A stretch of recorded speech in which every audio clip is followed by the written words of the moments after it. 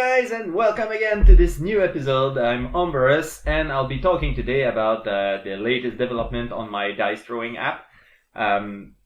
It's been going well, but like I said in my previous video, now I'm in the middle. All the main features are implemented, so really it's just fiddling around with the design, changing a few things here and there, and trying to get it ready for the big release on the Google App Store. So there's a bunch of stuff I'm still trying to figure out. I mean, I've got most of it figured out, but this week I've been working a lot on all these different implementation details and all these little tweaks and stuff. I've implemented a couple of new features on the phone that I'm hoping to show you. So what I'm going to show you right now is pretty much the final product.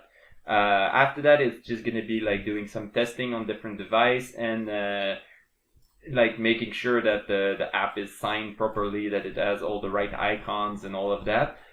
And really, we're going to be at the end of the project for this. So without further ado, up in the corner, here's the usual app that I'm going to be launching right now.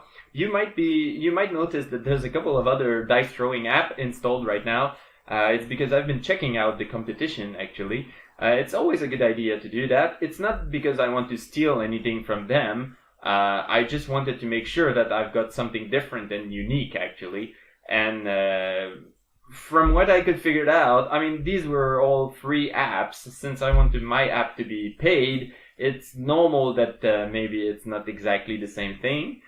These are apps that anyone could have released even without like having any in-app purchase or publicity or stuff like that. So it takes like 10 minutes to release a game like that on the Google Play Store. And most of these look like they were released quite quickly. Some of them are actually pretty nice and they come quite close to what I had in mind, but I still think I have a few advantages on most of those.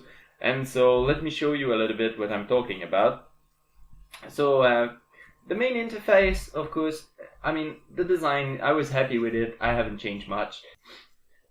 So one of the things I've noticed on the apps I was looking at is that a few of them have the concept of dropping dice.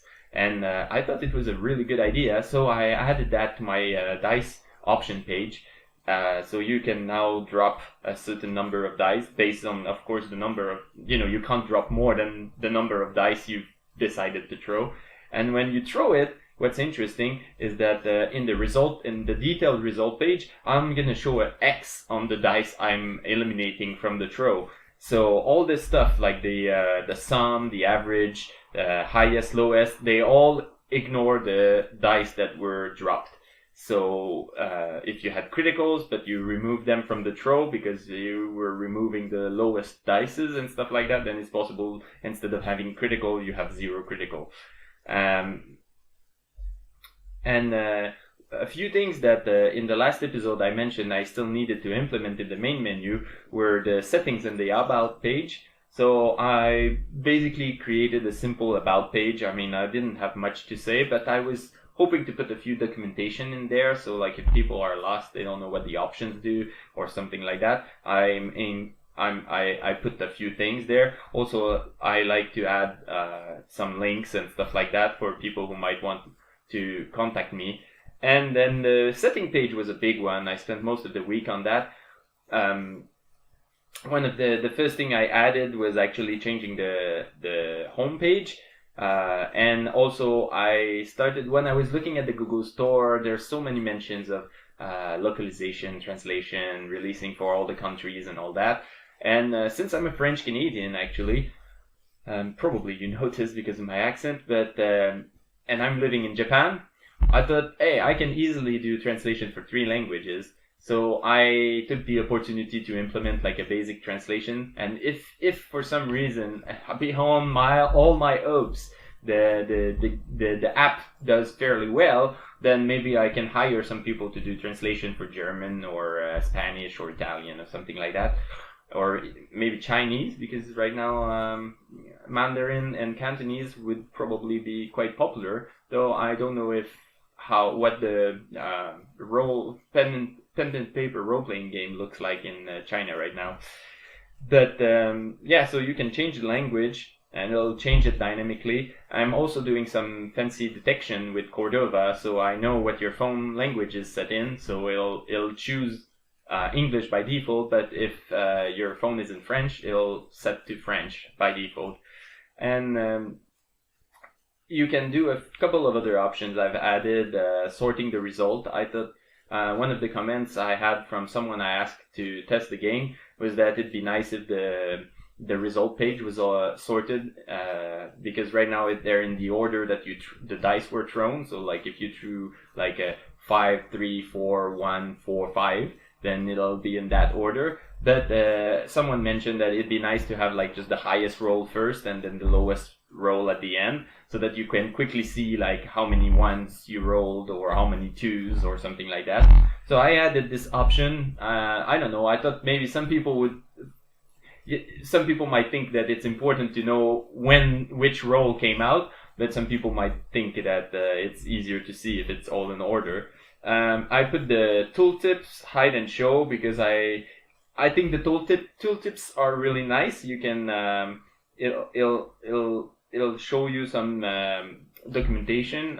Again, I want to make sure that people understand what I mean by critical hit or rerolls and stuff like that.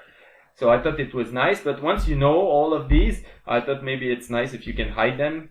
And then one of the things that I thought was kind of on a wish list, but in the end I figured I could quite easily do, so I added it, was the dark theme.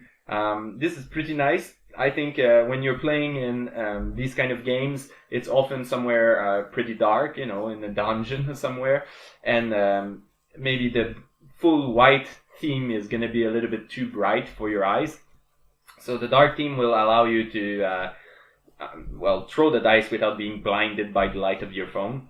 I thought it would be a nice idea. I mean, I wasn't planning to do it unless it was very, very easy. Turns out it's super easy. It created 1 or 2 bugs, but I could fix them in like less than 10 minutes. So I left it there. It was pretty cool. And oh yeah, one of the other things I added, while I was reading documentation for Google, they suggested that if you can support shortcuts, you should add them to your app.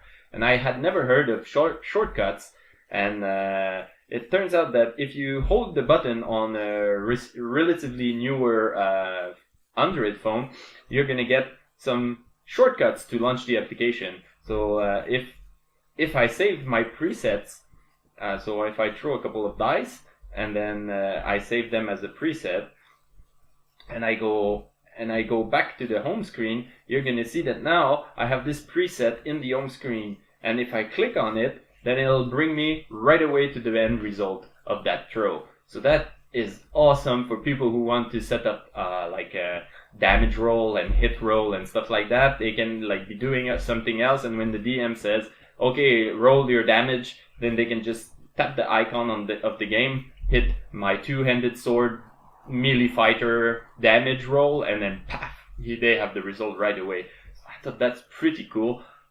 Probably no one will ever use that, because honestly I didn't even know about shortcuts. But hey, it turned out I could implement it, so I thought why not. So that's about it for the changes in the UI. The other things I've been doing is mostly surrounding the application. I've been reading a lot of documentation, even watching videos on how to release your game on Google Play, and I started making a list of all the things I would need to be able to publish a page, create the App Store page on Google. Turns out basically what you need is a bunch of icons, some banners, screenshots, and ideally some website, though it's optional. Most people agree that if there's a field there in the Google App Store, you should fill it. Even if it's not required, it's always better. You're gonna get more hits, and it's gonna look more professional. So I've been investigating how ways I could create my own website, and I've been doing a lot of design. And if you look on the computer, I'll show you a couple of things I've been doing. So one of the things I wanted to show you is how I'm doing a translation, because I thought it's a nice trick. I looked at different libraries I could use for that, but it turned out it looked a little bit complicated to implement into my project, and really there's not that many strings to translate, and most of it is numbers, and all the strings are fairly static. So I thought I'd try my hand at doing it myself in JavaScript, and what I did is in my HTML files I added a custom tag that doesn't have any meaning in HTML. I added a length tag that doesn't have any meaning in HTML, but I can use the kind of jQuery that comes with Framework7 to iterate through all these tags, and then what is in between the tag is used as an ID to the translation table that I have set up here. So I have English, I have French, and I put Japanese here. It's nice because Japanese allowed me to make sure that I was supporting UTF-8 and everything without any problem. And that's pretty much it. I had to add a few exceptions. Like I couldn't place tags for placeholder text in input fields, or my data tooltips needed a few tweaks to be able to be translated, so I put some exceptions for that. But all in all, the method is fairly simple and it works really well. And then for initializing the language, I actually wanted to be able to get the language from the device, so that when you install with a French phone, it'll set the language to French by default. Of course, I'm not supporting a lot of language, so it's mostly defaulting to English, but if you have a French phone or a Japanese phone, then it'll default to Japanese or French. Using some of the stuff in Cordova and browser integration about Windows.international. So it seems this is supposed to be supported everywhere, so that's kind of nice. And then yeah, that's pretty much it. I saved the language settings in your save file, so that if you change it from the default, which is your device, it'll remember it and it'll open with the correct language every time you start the application. And like I was saying, another thing I've been doing is designing icons and stuff like that. So I've been to design these icons, I didn't have any ideas or anything, so I spent some time looking around on the internet and trying a bunch of different things. The icon wasn't so bad. I mean, I knew like the standard is kind of like have a representation of a 20-sided dice, so I went with something similar to that. And I had some cool ideas on how I could make the background move for adaptive icon, but it looked like the support wasn't quite there yet. And even on some of my phone, adaptive icon are not supported yet. So I was like, oh, it's something maybe a bit too new to try to implement right now. I'll stick with legacy icon. So I stuck with this. But it still looked, I think, very professional, even though it was done by a not artist. And after that, I spent actually way more time looking at the banner. Every App Store apps have some kind of banner at the top. So when you click on the app in the App Store on your phone, you'll notice it has some kind of banner that will just look like your game or something. It's not supposed to be a screenshot. It's not supposed to be the icon because this is below the banner. It's really just some kind of publicity. They say it can be used if you're being featured or something, and it might show up there. And so I spent a lot of time thinking of different design. So this is basically what I've been doing this week. Basically, I've been preparing for the launch. I'm still sometimes looking at the Google console and what I need to do, how I need to sign my app. There's a couple of things I still have to figure out. And the last thing I wanted to mention is that I've been thinking a lot about having my own website, because Google is asking for the link at a couple of different places in the App Store. And also I thought it'd be a good idea to reach out to a few more people maybe. Maybe for now it's not so important, but in the future, if I have multiple applications, I want a place where I can like group them all into like a kind of portfolio. And so I went around and I started looking. I asked a couple of my friends who have website what they're using and all that. It seems like nowadays it's very easy. If you're hosting a website and you want it to be fairly static, I mean, you're not planning to use PHP or Ruby or something like that, you can actually generate pages from some kind of template and then just upload these static pages to your website. And it sounded like a good idea. There's actually quite a bunch of provider that will have this service for you. But I went with the one that my friend recommended me. It's called Netlify. And in the corner here, I'll show you what my page looked like. So right now, it's a basic setup. I downloaded some theme from the website that was on Netlify. It's made from an engine called Jekyll. And I mean, it works pretty well. It's nothing amazing, nothing great. But it's better than nothing, I think. Of course, the setup is fairly straightforward. You can actually just link your page on a GitHub account.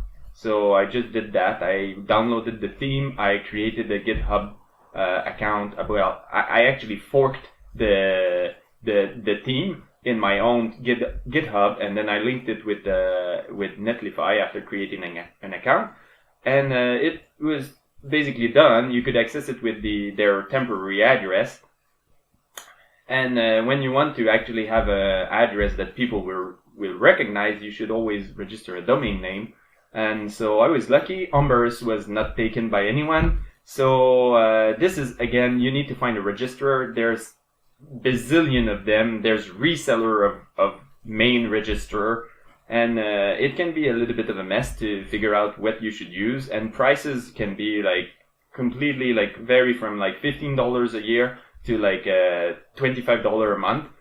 And I wasn't, again, sure what to do. So I looked around on the internet and I figured out that Namecheap seemed to be like a good alternative. Of course, GoDaddy is like the classic one that everyone's going for. But I don't know, it's just too commercial and I've heard pretty bad thing of it. And so Namecheap sounded a little bit more reliable while at the same time being quite a big name. So I went with that. And it turns out it was fairly painless. I put in my credit card numbers and all that, created an account, registered Ombarus.com, and then setting up the DNS was fairly straightforward. I mean, there's a bunch of weird stuff that you have to go through when you go through your own page. There's a lot of, they want to sell you more stuff basically, so they have like these managed DNS and these left and right protection things and all that. But actually the simplest option, I think, I mean for me, when I was looking at all that, when I click advance, it became just simple 2 lines I had to edit, and I had everything. Netlify will already set you up with HTTPS, so I could already redirect my websites to HTTPS, which for Google is very important. Google is pushing really hard for your website to be in HTTPS for everything in the web. So, like, I took some time, but Netlify did most of the job, and Namecheap was very easy to set up after a couple of minutes. And after that, it was just making sure that all the links and the stuff on my website were up to date, changing the image and writing a description for the Distro app and all that. And it was that was it. I had my website, so I went back to Google console and I updated all the information to provide website information. One of the things I'm probably going to have to add to my website is a privacy policy, because iOS and Google and a lot of other places are requiring now that you put a privacy policy. Honestly, I'm not quite sure what I'm going to put, because I actually don't collect any information. But if I'm planning to put ads or in-app purchase at some point, then I will probably have to collect some information. So why not? And now I have a place to put this privacy policy that I'm hosting, so that's better. So guys, this is basically what I've been doing this week. It might not sound like a lot, but there was a lot of looking around on the web and looking at different documentation and stuff like that, and just searching generally for solution. After all, I'm in the middle of the project, getting towards the end though. This week was pretty much the middle ground. Now I think next week I'm going to be at the end. I'm going to actually try to maybe make a release. But this week was really like just trying to go through my to-do list and like the little stuff that I was putting off for later. Now I basically had to do them, and I did, I think, a good job of implementing all the feature and doing all the polish. And I tested also on the multiple device, and I have all the icons and stuff generated for the App Store. I'm also starting to think of the description I want to write and the screenshots. I've been taking screenshots of the mostly final result of my app so that I can publish them on the App Store.